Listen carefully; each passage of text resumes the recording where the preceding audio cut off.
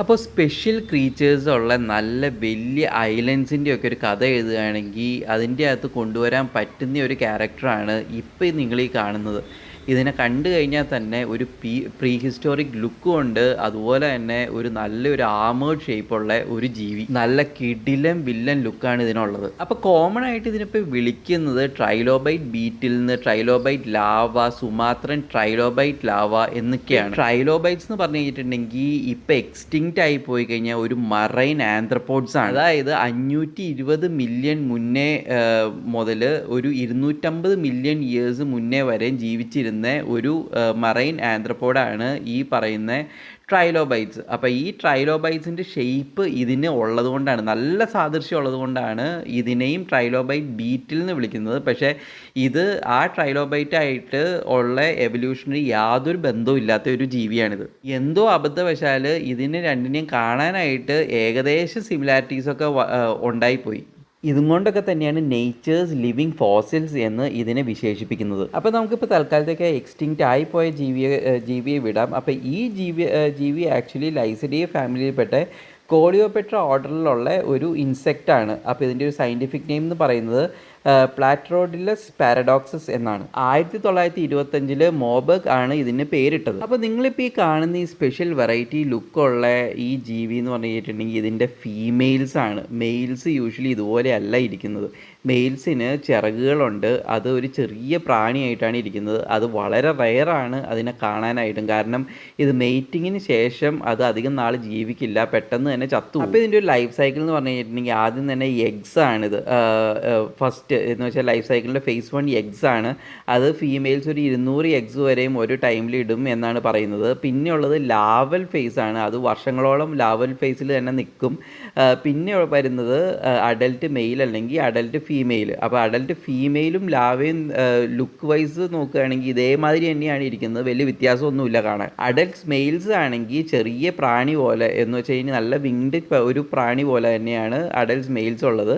അതിനെ പക്ഷേ കണ്ടു കിട്ടാൻ ഭയങ്കര പാടാണ്. അപ്പോൾ ഈ വീഡിയോ എടുത്തേക്കുന്നത് കേരളത്തിൽ നിന്നാണ്. പക്ഷേ ഇതിൻ്റെ ഒരു റിയൽ നേറ്റീവ് ജോഗ്രാഫിക് ഡിസ്ട്രിബ്യൂഷൻ എവിടെയാണെന്ന് വെച്ച് കഴിഞ്ഞിട്ടുണ്ടെങ്കിൽ മലൈ പെനിൻസുലയിലും ബോർണിയോ, സുമാത്ര, ജാവ അതായത് ഇന്തോനേഷ്യ റീജിയൻസിലൊക്കെയാണ് ഇത് കണ്ടുവരുന്നത്. പിന്നെ ഹാബിറ്റാറ്റ് കൂടുതലായിട്ടും ട്രോപ്പിക്കൽ റെയിൻ ഫോറസ്റ്റിലാണ് കണ്ടുവരുന്നത്. കൂടുതലായിട്ടും ചീയുന്ന മരത്തടികളുള്ള ഏരിയാസിലാണ് ഈ ലാവൽ ഫോമിലുള്ള ഇതിനെ കണ്ടുവരുന്നത്. കാരണം അതിൻ്റെ ഭക്ഷണ രീതിയാണ് അതിൻ്റെ മെയിൻ കാരണം. അപ്പോൾ ചീയുന്ന വുഡിലാണ് ഇതിനെ കണ്ടുവരുന്നതെന്ന് പറഞ്ഞാലോ. അപ്പോൾ ഇതിൻ്റെ ഭക്ഷണ രീതിയും ഈ ചീയുന്ന വുഡൊക്കെ തന്നെയായിരിക്കും ഇത് ഭക്ഷണമാക്കുന്നത്. അതുപോലെ തന്നെ മൈക്രോബ്സിനെയും ഇത് ഫീഡ് ചെയ്യുന്നുണ്ട്. അപ്പോൾ അതുകൊണ്ട് തന്നെ ഇതിനെ ഒരു ഡീകമ്പോസേഴ്സ് ആയിട്ട് കണക്കാക്കാം. അതുപോലെ തന്നെ ഇതിനെ ഒരു മൈക്രോ ഹാബിറ്റാറ്റ് സ്പെഷ്യലിസ്റ്റ്സ് ആയിട്ടും കണക്കാക്കാം. കാരണം ഇത് അൺഡിസ്റ്റർബ്ഡ് ആയിട്ടുള്ള ഫോറസ്റ്റ് എക്കോസിസ്റ്റമിലാണ് കൂടുതലും കണ്ടുവരുന്നത്. അപ്പോൾ അൺഡിസ്റ്റർബ്ഡ് എക്കോളജിക്കൽ ഫോറസ്റ്റ് ഹാബിറ്റാറ്റ് എന്ന് പറയുമ്പോഴേക്കും വളരെ ചെറിയൊരു വ്യതിയാനം വന്നു കഴിഞ്ഞാൽ തന്നെയും ഇത് കൂടുതലായിട്ടും ചത്തുപോകും. അതുകൊണ്ട് തന്നെ ഇത് ക്യാപ്റ്റീവിൽ ജീവിക്കാനുള്ള സാധ്യതകൾ വളരെ കുറവാണ്. അത് ഇതിൻ്റെ ഒരു ഫുഡ് ഹാബിറ്റ്സ് കാരണം കൊണ്ട് തന്നെയാണ് ഇത് ക്യാപ്റ്റീവിൽ ജീവിക്കാനുള്ള സാധ്യതകൾ കുറവാകുന്നത്. IUCN ഇതിന് ഒഫീഷ്യലി ഒന്നും ചെയ്തിട്ടില്ല, അസസ് ചെയ്തിട്ടില്ല. ഇതൊരു ത്രെറ്റൻഡ് സ്പീഷീസ് ആണോ അല്ലയോ എന്നുള്ളതൊന്നും അസസ് ചെയ്തിട്ടില്ല. പക്ഷെ കൂടുതലായിട്ടും ഇതിനെ കണ്ടുവരുന്നത് റെയിൻ ഫോറസ്റ്റ് സോൺസിലൊക്കെയാണ്. പിന്നെ അതുമല്ല ഇത് റെയർലി ഒബ്സർവ്ഡ് ആയിട്ടുള്ള റെയറായിട്ടുള്ള ഒരു ഇൻസെക്റ്റ് ആണ്. അപ്പോൾ ഇതിൻ്റെ ഒരു ഫുഡ് രീതികളൊക്കെ നമ്മൾ നേരത്തെ ഓൾറെഡി പറഞ്ഞിരുന്നു. ചെറിയ സ്ലൈം മോൾസ്, പിന്നെ ചീയുന്ന മരത്തടികൾ, പിന്നെ ഫംഗൈസ്, അതിൻ്റെ അകത്ത് മുളച്ചു വരുന്ന ഫംഗൈസ്, അതിൻ്റെ അകത്ത് തന്നെ കൂടുതലായിട്ടും കണ്ടുവരുന്ന മൈക്രോബിയൽ ബയോഫിലിംസൊക്കെയാണ് കൂടുതലും ഇത് ഭക്ഷിക്കുന്നത്.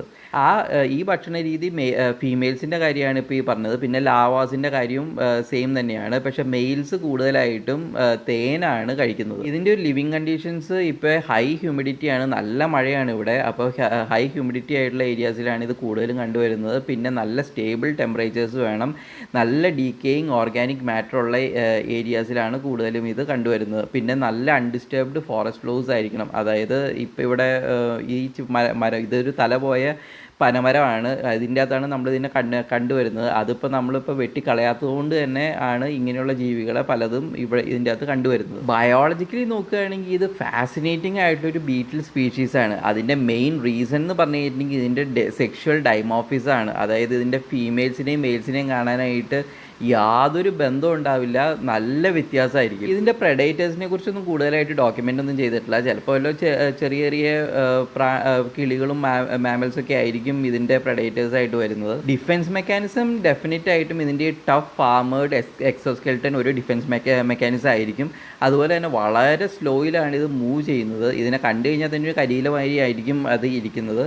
പിന്നെ അതുപോലെ തന്നെ ഇതിൻ്റെ ഒരു ക്രിപ്റ്റിക് കളറേഷൻ, അതായത് ഒരു പ്രീ ഹിസ്റ്റോറിക് കളറേഷനൊക്കെ അങ്ങനെ കൂടിയിട്ട് ഇത് തിന്നാൻ കൊള്ളാവുന്ന ഒരു സാധനമാണെന്ന് ഒരു ജീവിക്കും തോന്നാൻ സാധ്യതയില്ല. ഇതൊക്കെ ഇതിൻ്റെ ഒരു പാർട്ടാണ്. പിന്നെ ഇതൊരു ലൈസിഡിയ ഫാമിലിയിൽ പെടുന്ന ഒരു ജീവിയാണ്. അതായത് പൊതുവേ ഈ ലൈസിഡിയ ഫാമിലിയിൽ പെടുന്ന ജീവികൾ എന്തെങ്കിലും കെമിക്കൽസ്, ടോക്സിൻസോ അല്ലെങ്കിൽ എന്തെങ്കിലും ഫൗൾ സ്മെല്ലുള്ള കെമിക്കൽസോ ഇത് ഇജക്റ്റ് ചെയ്യാറുണ്ട് എന്തെങ്കിലും ഒരു ത്രെട്ട് വരുമ്പോൾ.